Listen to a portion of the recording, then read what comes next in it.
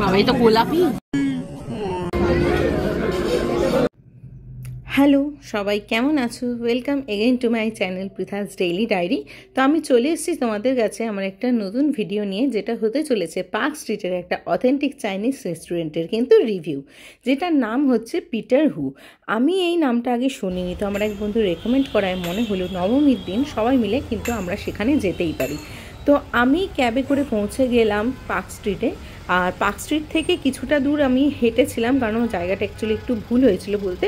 Direct তোমরা ক্যাবে করে লোকেশন দিলেই পৌঁছে যাবে, বা যদি হেঁটে আসো তাহলে পার্ক স্ট্রিট মেট্রো স্টেশনে নেমে সোজা টুংফুং মোক্যাম্বো ওই রাস্তাটা ধরে যদি তোমরা এগিয়ে আসো তাহলে কিন্তু ডাইরেক্ট তোমরা পৌঁছে যাবে পিটার হুতে। আর এটা হচ্ছে গিয়ে পিটার হুর বাইরের লোকেশনটা, যেখানে আমার বন্ধুরা অলরেডি পৌঁছে গেছিলো। তো এবার আমি ওদের সাথে যোগ দিলাম, এবার বাকি কথা তোমাদের সাথে তাহলে সেখানে হবে।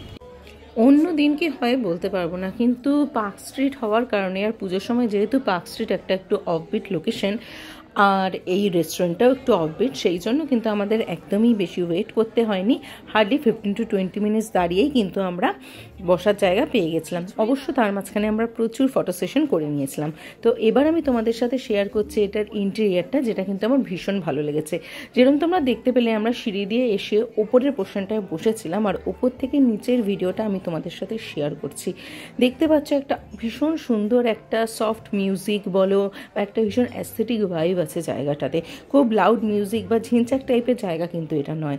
তো এখানে যদি কারোর সাথে এসে কোয়ালিটি টাইম কাটাতে চাও, আমার মনে হয় এটা কিন্তু একটা বেস্ট প্লেস হতে পারে। তো যতক্ষণে আমরা দেখে শুনে খাবার অর্ডার দিলাম আর যতক্ষণে খাবার আসবে, ততক্ষণ আমি ওপরের সাথে সাথে তোমাদের একবার নিচের পোর্শনটাও ভালো করে দেখিয়ে দিই। তো ওরা তো বসে গল্প করছিল, আমি তার ফাঁকে টুক করে একটু নিচে নেমে চলে এলাম, আর তোমাদের সাথে আমি শেয়ার করছি নিচের পোর্শনটা। তো এটা ছিল এটার পুরো ইন্টেরিয়ারটা। এবার তোমাদের সাথে এখানকার আমরা কি কি খেলাম আর কেমন কি এনজয় করলাম তার কিছু মোমেন্টস তাহলে শেয়ার করি। প্রথমেই আসি ড্রিঙ্কসের ব্যাপারে। তো আমরা নিয়েছিলাম ভার্জিন মোহিতো, যার দাম ছিল 235। প্রথমেই যেটা দিয়ে শুরু করলাম তার নাম ছিল packing chicken dim sum.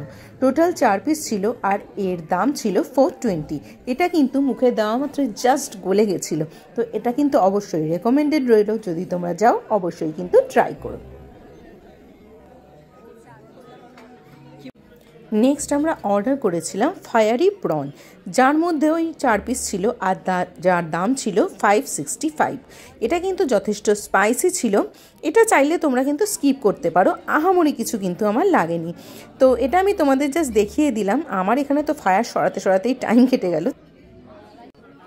Next order করেছিলাম আমরা ক্রাঞ্চি চিলি চিকেন। তো দেখতে পাচ্ছ অনেকটাই স্ক্যাটার্ড হয়ে পড়ে আছে। তো এটাও আমার মোটামুটি লেগেছে, চাইলে কিন্তু একবার ট্রাই করতেই পারো। আর এর দাম ছিল 425। একবার কিন্তু ট্রাই করতেই পারো এটা। আগের ডিমসামটা অসাধারণ হয়। আবার আমরা অর্ডার দিয়ে ফেললাম চিকেন সুইমাই। এর 4 পিস দেখতে পাচ্ছ একটা গোলাপি অদ্ভুত রঙের, হলেও খেতে কিন্তু খুবই ভালো ছিল। আর এর দাম ছিল 405।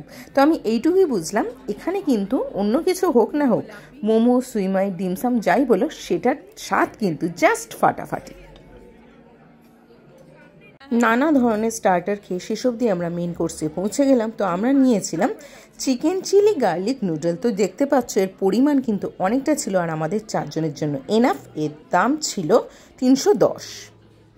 নুডলসের টেস্টটা কিন্তু জাস্ট ফাটাফাটি ছিল। তো এর সঙ্গে আমরা সাইড ডিশ হিসেবে যেটা প্রথমে নিয়েছিলাম, সেটার নাম ছিল চিকেন উইথ 3 বেল পেপার। তো দেখতেই পাচ্ছ এখানে মোটামুটি ওই 6 পিস বা 8 পিস মতো ছিল, আমি এক্স্যাক্ট মনে করতে পারছি না। আর এর দাম ছিল 430 টাকা। এটাও কিন্তু খেতে জাস্ট ফাটাফাটি ছিল। লাস্ট যে সাইড ডিশটা আমরা অর্ডার করেছিলাম তার নাম ছিল ভেটকি উইথ স্পাইসি বিবি জ্যাম। তো এর মধ্যে ওই 5 বা 6 পিস ছিল, আর এর দাম ছিল 520। এটাও কিন্তু খেতে আমার জাস্ট ফাটাফাটি লেগেছিল। তো আমি তোমাদেরকে যা যা দেখালাম তার মধ্যে যেগুলো রেকমেন্ডেড, তার মধ্যে কিন্তু এটা অবশ্যই ছিল। তো যা যা আইটেম আমি দেখালাম তার সাথে সাথে নিজের প্লেটেরটাও তো দেখাতে হবে। তো প্রচুর খাওয়া হয়ে গেছিলো আমাদের, তো আর পেট পুরে এত বেশি হয়ে গেছিলো যে আমরা শেষ অবধি ডেজার্ট আইটেম অবধি কিন্তু আর যেতে পারিনি। তো এটা হচ্ছে গিয়ে আমার প্লেট, যেটা আমি তোমাদেরকে দেখাচ্ছি। তো পরিমাণ ওয়াইজ কিন্তু প্রচুর ছিল, এইটুকুই আমি বলতে পারি। তো কোয়ালিটি কোয়ান্টিটি সব কিছুই কিন্তু আমার এখানে খুবই ভালো লেগেছে। যা খাওয়া দাওয়া শেষ, তো এর সাথে যেরকম আমি বলেছি আর প্রত্যেকবারই তোমাদের সাথে শেয়ার করি, তো কিছু ফটো সেশনের কিন্তু পালা। মেয়েরা সবাই ঘুরতে যাব, এতদিন পরে বেরিয়েছি, ফটো সেশন হবে না সেটা কি হয়? তাই আমি তোমাদের সাথে শেয়ার করে নিচ্ছি সেদিনের কিছু মিষ্টি মোমেন্টস আমার বন্ধুদের সাথে। তো আজকে আমার ভিডিও তোমাদের কেমন লাগলো আমাকে কিন্তু অবশ্যই জানিও। তবে ভিডিওটা এখানেই শেষ নয়, কারণ এরপরে আমার একটা অনেস্ট রিভিউ কিন্তু আসতে চলেছে। তো এবার সেই দিকেই চলো। তো আমি চলে এসেছি আমার পিটারহুড রেস্টুরেন্টের একটা অনেস্ট রিভিউ নিয়ে। তো আমি এটাই বলবো, ওখানে আমরা টোটাল 8টা আইটেম ট্রাই করেছিলাম, আর আমাদের টোটাল বিল হয়েছিল 4000 টাকা, মানে পার হেড ওই 1000 টাকা করে। তো পার্ক স্ট্রিটের মতো পশ এরিয়ায় গিয়ে এতগুলো আইটেম ট্রাই করার পরেও আমার কিন্তু এটা যথেষ্ট রিজনেবল মনে হয়েছে, আর কোয়ালিটি কোয়ান্টিটি ওয়াইজও আমার কিন্তু খুবই ভালো লেগেছে। তাহলে তোমরাও যদি নিজেদের পছন্দের মানুষের সাথে কোয়ালিটি টাইম এনজয় করতে চাও আর তার সাথে অথেন্টিক চাইনিজের স্বাদ নিতে চাও, তাহলে কিন্তু আমার মনে হয় রেস্টুরেন্টটা তোমাদের জন্য একটা গুড চয়েস হতে চলেছে। তাহলে ব্যাস আজকে এইটুকুই। ভালো থেকো, ভালো রেখো, আর দেখতে ভুলো না কিন্তু পৃথাস ডেইলি ডায়েরি।